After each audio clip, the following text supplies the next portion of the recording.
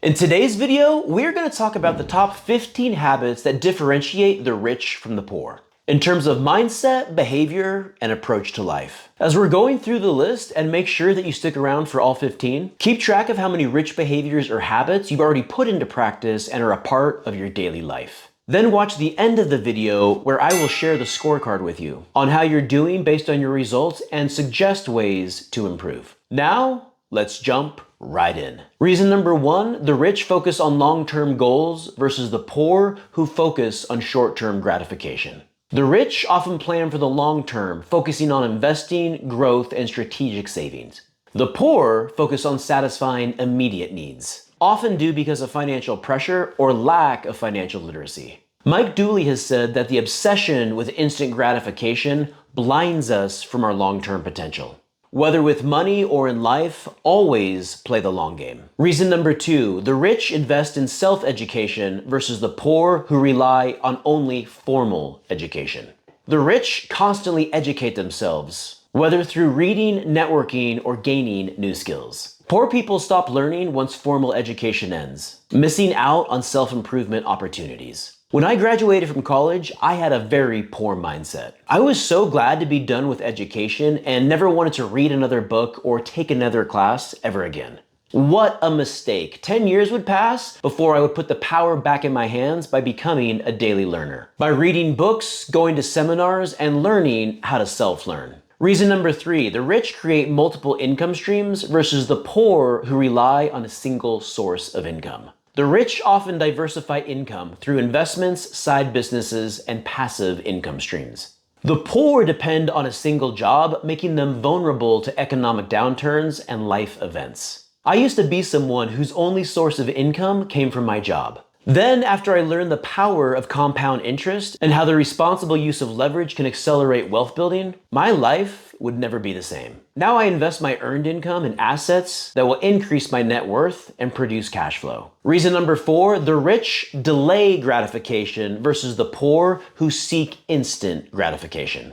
The rich are more likely to delay gratification, saving and investing now for bigger rewards later. The poor opt for immediate pleasures, often spending on non-essentials or liabilities. Now, let me ask you a question. Why is it in our American economy and culture we're taught to value instant gratification? Do you think it could be because that is what will keep the masses poor? Just something to think about. Reason number 5, the rich build networks and relationships versus the poor who have limited networking. The rich value networking, understanding that who you know can open doors and lead to opportunities. The poor, on the other hand, have smaller and less influential networks, which will then limit access to opportunities. When you surround yourself with successful individuals, their success will just naturally drip and drop onto you. Who you surround yourself with matters. Reason number 6, the rich value health and well-being versus the poor who neglect self-care. Many rich people invest in fitness, health, and mental well-being, which then enhances their productivity and longevity. Financial constraints or lack of perceived value oftentimes lead the poor to neglect health and wellness. I used to be someone who exercised occasionally. Then I became someone who exercised daily. And now I exercise twice a day. I weight train in the morning and run in the evening.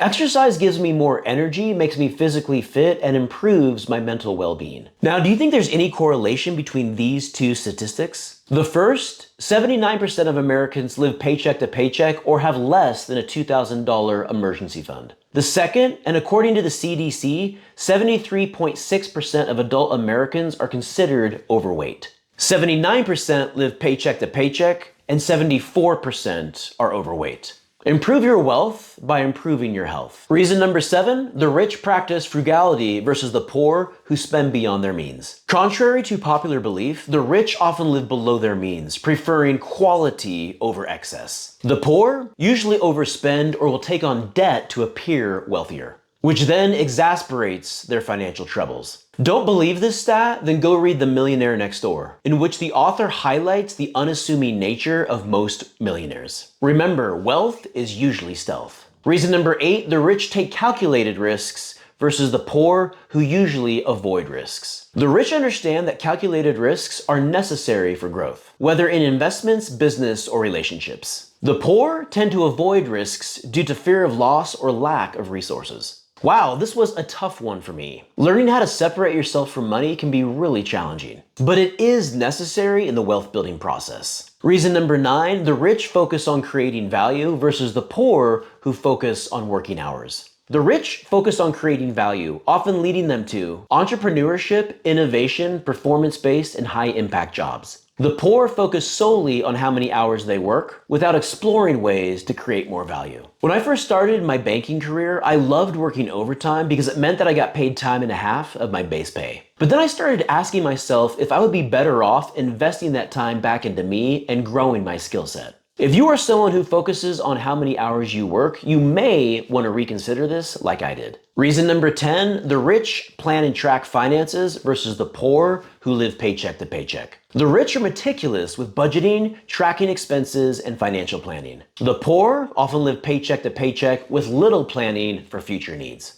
When you live paycheck to paycheck, and remember, it's usually not an income problem, it's a behavior problem. Now remember, what percentage of Americans live paycheck to paycheck? Reason number 11, the rich practice gratitude versus the poor who focus on what they lack. The rich often focus on abundance in what they already have, which then attracts more positivity and opportunity into their lives. The poor focus on scarcity, reinforcing feelings of lack and helplessness. No amount of anxiety can change the future. Any amount of gratitude will change the present. It doesn't matter how much or how little you have. The only thing that matters is that you can be thankful for what you do have and what you don't have. And once you are, that will then allow you to attract more into your life. Reason number 12, the rich have a growth mindset versus the poor who have a fixed mindset. The rich believe in continuous improvement and view failures as learning opportunities. The poor usually have a fixed mindset, believing their situation can't improve or is beyond their control. Winston Churchill said, "Attitude is a little thing that makes a big difference." Reason number 13, the rich automate savings and investments versus the poor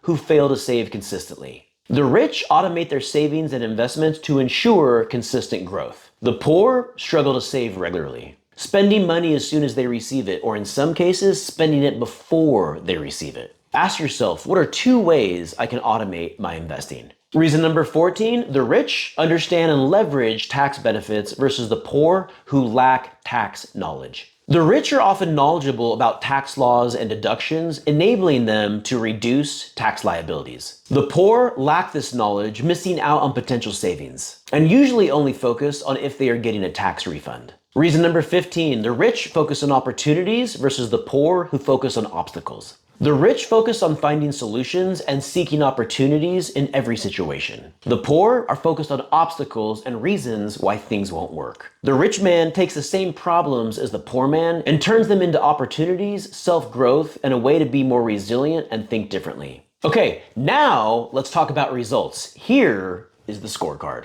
Category 1, foundations, 0 to 4. If you scored and currently practice less than 5 of these skills, you should be excited because that means that there is a lot of growth ahead of you. Your primary focus should be improving your mindset. For now, pick 3 mindset-focused skills and start there. Category 2, accelerating, 5 to 9. If you currently practice less than 10 but more than 5, you already have a foundation built. Now, focus on your positive behaviors and improve your consistency. Category 3, intensity, 10 to 14. If you practice less than 15 but more than 10, no doubt your foundation is strong. And you also value your consistent behaviors and routines. Now it is time to go deeper and achieve this by focusing on learning. Category 4, the 1%, a perfect score of 15. If you are doing all 15, congratulations. It means that you are in the 1%. Now it is time to pay it forward and give back. Become a mentor. In the comments below, please share your results and your scorecard. We all want to learn, build, grow, and have success together. I hope you enjoyed this video. This is Ben Adams with American Money 101. Until next time.